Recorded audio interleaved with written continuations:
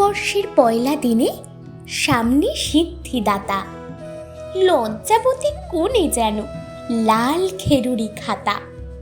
ধারে যারা বছর বছর খোশ মেজাজে কেনে, দোকানদারি মিষ্টি খাওয়ায় তাদের ডেকে এনে।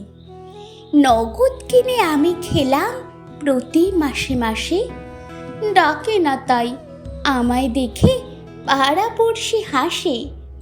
হাসির ছোঁয়া আজকে লাগুক সকলেরই ঠোঁটে, আমাদেরই ইচ্ছে যেন সত্যি হয়ে ওঠে। পয়লা দিনে একলা আমি কলকাতাতে ঘুরে, খেতে যারা পায় না তাদের খাওয়াবো পেট পুরে।